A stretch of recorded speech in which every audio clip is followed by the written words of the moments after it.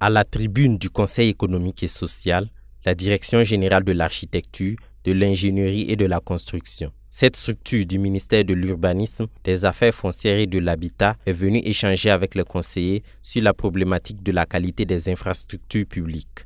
La tenue de ce panel découle du constat d'infrastructures publiques qui se dégradent peu de temps après leur réalisation. Les discussions ont permis de passer à la loupe les causes de la mauvaise qualité des infrastructures publiques. Les responsabilités seraient partagées entre tous les acteurs de la chaîne, de la passation des marchés jusqu'à l'exécution des travaux.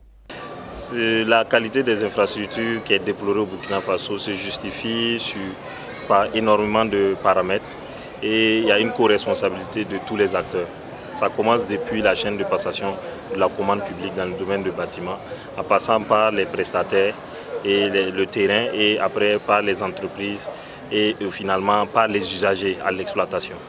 Les échanges ont aussi permis de dégager des pistes de solutions parmi lesquelles la remise à niveau des acteurs du BTP sur les nouveaux procédés de réalisation d'ouvrages. Les acteurs impliqués dans la chaîne doivent également jouer pleinement leur rôle en termes de qualité, en se mettant à niveau régulièrement pour pouvoir s'adapter aux nouvelles technologies de construction et aux différents procédés de construction.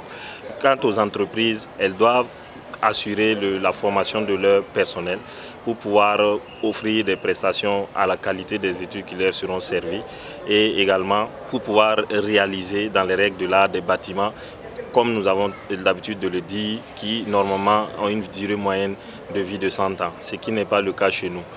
Les débats, parfois houleux, ont trouvé un écho favorable auprès des participants qui en sont sortis enrichis. Dans un premier temps, on a essayé d'identifier l'ensemble des causes de la dégradation de nos infrastructures.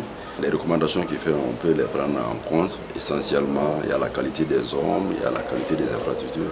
Et surtout, il a mis l'accent sur la gouvernance. Et puis, il y a beaucoup de réformes qui essaient de placer le ministère des infrastructures, principal responsable dans la conception et la réalisation des infrastructures.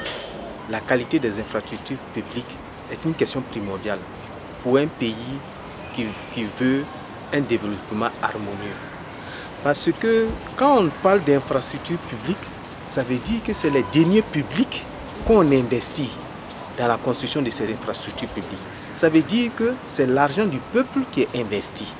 Par conséquent, il faut que ces infrastructures-là, dans leur durabilité, permettent au peuple d'en bénéficier et permettent au pays de se développer. Des recommandations ont été formulées par la Direction générale de l'architecture, de l'ingénierie et de la construction à l'endroit du CES. Il s'agit du relèvement de la dotation budgétaire du ministère de l'Urbanisme, des Affaires foncières et de l'Habitat, ainsi qu'un accompagnement dans la mise en œuvre des réformes.